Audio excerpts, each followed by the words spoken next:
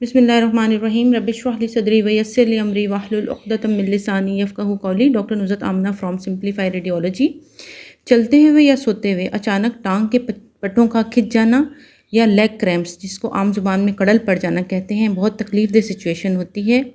ये पिंडली के muscles, soleus और गैस्ट्रोक्नीमियस के इनवॉलेंट्री मसल कॉन्ट्रैक्शन यानी शदीद और अचानक खिंचाव की वजह से पैदा होती है। ख़वातीन अमूमन प्रेगनेंसी के दौरान इसका शिकार होती हैं, और जिन लोगों में बहुत ज़्यादा पसीना आता हो यानी मज़दूर हज़रात जिनमें पानी और नमकियात की कमी हो जाती है, आमतौर पर इसका शिकार होते हैं।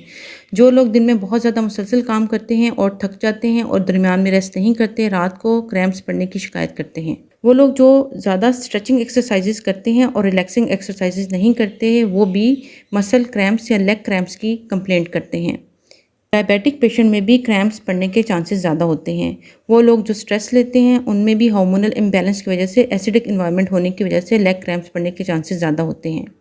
अब हम आते हैं प्रिकॉशंस की तरफ। सबसे पहले शुगर कंट्रोल करें, नमक और पानी की कमी को दूर करें। गर्मियों में जिन लोगों को ज़्यादा पसीना आता है, वो गर्मियों में 1 हफ्ते में 1 बार ORS का इस्तेमाल ज़रूर करें।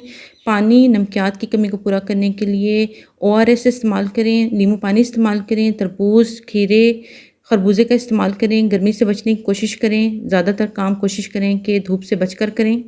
एसिडिक फूड का इस्तेमाल कम करें कि स्ट्रेस वाली चीज़ों और लोगों से दूर रहें। डीप ब्रीदिंग एक्सरसाइजेस करें ताकि एसिडिटी कम हो और मसल क्रैम्प्स पड़ने के चांसेस भी कम हों। सोते वक्त अपने पाँव को घुटनों से ऊंचा रखें, नीचे तो कोई तकिया लगा लें ताकि टांगों से खून की सप्लाई खुद ब खुद दिल की तरफ जाए, बेहतर हो सके।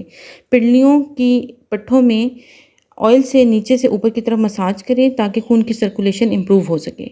जिस टांग में क्रैम्प्स पड़ता है उस पर खड़े हो जाएं, उस पर वज़न डालें, बैठ जाएं, टांग सीधी कर लें। कपड़े या टॉवल की पट्टी से पंजों को अपनी तरफ खींचें। 30 सेकंड के लिए होल्ड रखें, फिर रिलैक्स करें। 10 से 15 बार ये एक्सरसाइज रिपीट करें।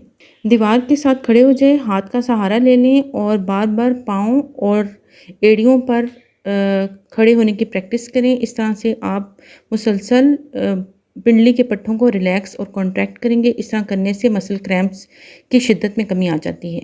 कोई रोलर ले लें और बैठकर पिंडली के मसल को इस पर रोल करें, मुसलसल रिलैक्स करें। इस तरह से ना सिर्फ ब्लड सर्कुलेशन ज़्यादा होती है बल्कि पिंडली के पट्टे की एक्टिविटी भी ज़्यादा हो जाती है। ज़मीन या बेड पर लेट जाएं और टांगें दीवार के साथ ऊपर ले जाएं और कुछ सेकंड के लिए 30 सेकंड के लिए इसी तरह टांगों को ऊपर रखें ताकि खून की सर्कुलेशन दोबारा दिल की तरफ वापस आए। अगर पिंडली को दबाने से उस जगह पे शदीद दर्द महसूस हो या स्वेलिंग ठीक ना हो या बार बार लेग क्रैम्प्स पड़ें तो कलर डॉपलर अल्ट्रासाउंड करवाएं। डॉक्टर को कंसल्ट करें क्योंकि ये प्रॉब्लम DVT की वजह से भी हो सकती है और इसकी बहुत सी और वजूहात भी हो सकती हैं। डॉक्टर को कंसल्ट करना इसलिए ज़रूरी है ताकि तमाम दूसरी वजूहात को रूल आउट किया जा सके।